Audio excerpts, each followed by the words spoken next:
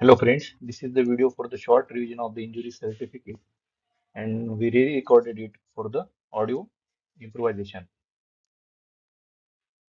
So why injury certificate? So it is the one of the most common medical legal document.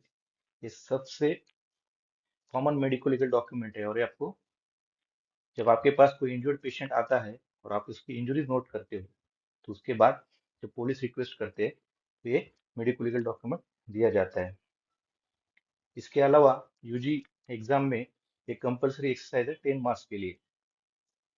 तो हम अक्सर एक weapon देते हैं या कोई हाइपोथेटिकल सिचुएशन देते हैं। For example a person was assaulted by cricket bat and he sustained 3 simple and 1 grievous injury. तो हमें यहाँ पे 3 सिंपल और 1 ग्रीवियस इंजरी वहाँ पे हाइपोथेटिकली वो बैट या जो वेपन आपको दिया जाएगा उससे होती है वो लिखना है। बेसिकली इंजरी सर्टिफिकेट में ये कॉलम्स होता है जिसमें एक टेबल होता है और इसमें इतने कॉलम्स होते हैं। फर्स्ट होता है सीरियल नंबर, फिर होता है टाइप ऑफ इंजुरी, फिर होता है साइज, फिर होता है situation, then nature of injury, then possible और kind of the weapon, then age of the injury and remarks and investigation done if any. देखिए इसमें हमें टाइप ऑफ इंजुरी इस तरह डिफाइन करनी है कि जिससे हम वेपन जो है वो डिड्यूस कर सके कि कौन से पॉसिबल वेपन से इंजुरी हुई है, जिससे हम पुलिस को एज एन एक्सपर्ट विटनेस या जुडिशरी अथॉरिटी को हेल्प कर सके to bring the justice. Okay, और इसमें एज ऑफ इंजुरी का भी उतना ही रोल है। तो इसीलिए हमें ये सब जो कॉलम है ये लिखना ही है।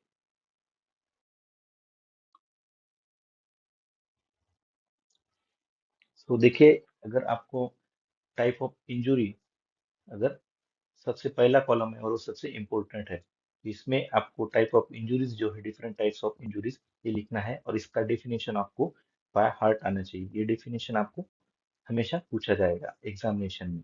सो ये डेफिनेशन रिमेम्बर करना बहुत आसान है, ये हम इसी कॉलम से कर सकते हैं जो आपको दिया जाता है टेबल में। ओके, तो यहाँ हम एग्जांपल लेंगे। Suppose laceration, laceration is a type of mechanical injury which has the 3 dimension length, breadth, the depth, and it is caused by hard and blunt object and it has irregular margins। अब यहाँ पे laceration है and hard and blunt object से laceration होता है, इसीलिए वहां पे इरेगुलर मार्जिन है। तो फॉर एग्जांपल हम इंसाइड वुंड लेंगे, तो inside wound is a type of mechanical injury. Again, it has the 3 dimension length into depth into length into breadth into depth, in which the length is the highest, in which the length is more than the any other dimension. And it is caused by the sharp weapon. That's why it has the regular margin or sharp margins. उसी तरह stab wound, it has the 3 dimension, again length, again breadth and depth, in which the depth is the biggest dimension. So in this way, stab wound is caused by sharp and pointed weapon. There is another type which is chop wound, which is caused by the sharp and heavy object. So अगर हमें column अगर लिखना है तो इसी column में आपको type of injury में ये 6 टाइप्स ऑफ द इंजुरी आएंगे। इसमें एब्रेजन है, वो 2 डायमेंशनल है एंड वो हार्ड एंड ब्लंट ऑब्जेक्ट से होता है। तो 2 dimensional injuries total abrasion and contusion which are caused by the hard and blunt object, and 3 dimensional injuries are total 4: laceration, inside wound, stab wound, chop wound, and in which the laceration is caused by the hard and blunt object and others are caused by the sharp weapon. Inside wound caused by the sharp weapon, stab wound caused by sharp and pointed weapon, and chop wound by the heavy weapon. Okay, so you have to write this। उसके बाद आता है most important जो column है वो है nature of injury का। So ये nature of injury, there are only 2 types of the nature of the injury, one simple hurt and other is grievous hurt. Okay, simple and grievous. So हमें कैसे पता चलेगा कि हमारी इंजुरी ग्रीवियस है या सिंपल है? तो बेसिकली ग्रीवियस एंड सिंपल ये दिया है आईपीसी के 320 सेक्शन में, जो अब नाउअडेज बीएनएस 114 हो गया। तो जब भी कोई भी इंजुरी ये आईपीसी 320 के 8 सब सेक्शंस में आती है तो ग्रीवियस होगी, इसके अलावा all injuries are simple hurt. So, following kinds of the hurt are only designated as the grievous, which are emasculation, permanent privation of the sight of either eye, permanent privation of the hearing of the either ear, privation of any member or joint, destruction, permanent impairing of the powers of any member or joint, and permanent disfigurement of the head or face, fracture or dislocation of a bone or tooth, and any hurt which endangers the life or which causes the sufferer to be during the space of 20 days in severe bodily pain or unable to follow his ordinary pursuits.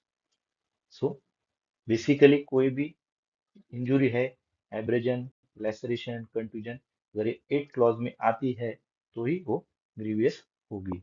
So remember, whenever you are writing that single grievous injury in your injury certificate, it should come in this 8 clauses. इस 8 clauses में उसे आना है.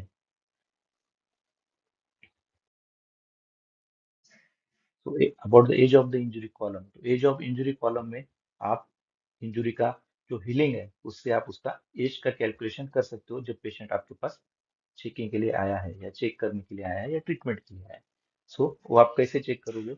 उसका healing के method से. सो abrasion का healing contusion के कलर से और लैसरेशन एंड स्टैब वुंड से उनके मार्जिन के कलर से आप ये कैलकुलेट कर सकते हो. आपको उस वहां पे colour of the injury and probable age लिखना है. नाउ सब कॉमन मिस्टेक्स जो सब लोग करते हैं उसमें मिसप्लेस करते हैं. टाइप ऑफ इंजुरी की जगह नेचर ऑफ इंजुरी लिखते हैं एंड नेचर ऑफ इंजुरी की जगह टाइप ऑफ इंजुरी लिखते हैं. First column is always the type of injury. वहां पे आपको लिखना है abrasion, laceration, contusion and that type of the injuries. और नेचर ऑफ इंजुरी में आपको लिखना है सिंपल या ग्रीवियस. सेकंड मिस्टेक सब करते हैं जो कॉमन है टाइप ऑफ इंजुरी में, वो लिखते हैं फ्रैक्चर. सो रिमेम्बर फ्रेंड्स, क्या होगा अगर आप फ्रैक्चर आप लिखते हो?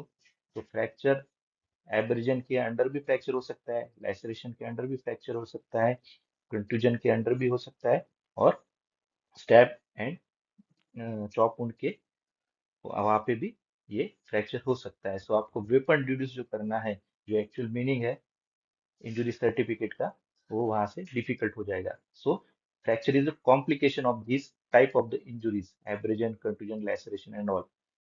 ओके, जब आप एब्रेजन लिखोगे या कंट्यूजन आप वहां पे लिख रहे हो, तो रिमार्क्स कॉलम में आप जब एक्सरे निकालोगे या आपको ओपन आई से वहां इंजुरी फ्रैक्चर दिखता है, तो आप वो लिखोगे वहां पे. तो you can write the fracture in that column. Don't write in the type of injury fracture. Type of injury, abrasion, contusion, laceration and all, you have to write only this thing. One more common mistake is students write the injuries which are three-dimensional and dimensions they write in the two dimension. Okay, they know stab wound and laceration, stab wound, laceration, then against chop wound, incise wound are three dimension. But when they write the in size column, they write only two dimension of this. In this example, see stab wound is written as 3 centimeter by 2 centimeter, but it should be stab wound 3 centimeter by 2 centimeter by 6 centimeter deep, or bone deep, or cavity deep. Okay, you have to write like this. Laceration again 3 centimeter by 1 centimeter by 2 centimeter, 3 centimeter. तो आपको ये injuries इस तरह लिखना है. Only abrasion and contusion are two-dimensional injuries. So always remember this point.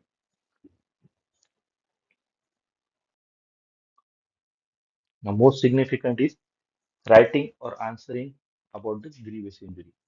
Remember friends, injuries are classified as a simple and grievous according to the section of the IPC 320. वो एक law है और हमें वो लॉ में अगर वो होता है तो ही हमें दे सकते हैं. It is not doctor's opinion that it is simple और ग्रीवियस.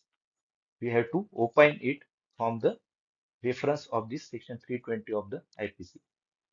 बिकॉज आप जब सिंपल एंड ग्रीवियस इंजुरी की पनिशमेंट जो है वो अलग अलग है. Okay, one is bailable, one is not bailable. एक का इम्प्रिजनमेंट ज्यादा है, सिंपल में कम है, और ग्रीवियस में ज्यादा है. So you have to act accordingly. तो जब आप सर्टिफिकेट लिखते हुए या इंजुरी के बारे में ओपाइन करते समय ऑलवेज थिंक अबाउट दैट कि ये इसके बारे में आपको कोर्ट ऑफ लॉ में आंसर करना पड़ेगा. At that time you should know the section of which subsection of the 320 IPC you give this certificate. Okay, so most common mistake exam के दौरान जो लोग करते हैं वो ऐसा है. सपोज दिस टाइप ऑफ ये इसमें हम एग्जाम्पल लेंगे. Type of injury laceration size in 3 centimetre 3 by 2 by 2 centimeter situation of the body is the right side of the forehead. Now the nature of the injury is the grievous possible and kind of weapon hard and blunt and age of the injury. Suppose in this case, if the CT scan has not done, so we cannot deduce that this injury is grievous. अगर वहाँ पे CT scan नहीं होता था तो हमने deduce कर पाते थे कि ये सिंपल है या ग्रीवियस है. ये इंजुरी ग्रीवियस इसलिए है क्योंकि CT स्कैन में फ्रंटल बोन में फ्रैक्चर आपको मिला है. सो जब भी आप एब्रेजन, कंट्यूजन, लैसरेशन और ये बारे में कोई आप ओपाइन करते हो as a grievous, there should be some factor which is in the 320 IPC के सब सेक्शन में वो आना चाहिए. तो वहां पे आप सीटी स्कैन, एक्सरे ये निकालो. उसके बाद अगर कोई फ्रैक्चर दिखता है तो there should it should be grievous. In case of stab wound, you can write the injury to any visceral organ after the USG. Okay, thank you.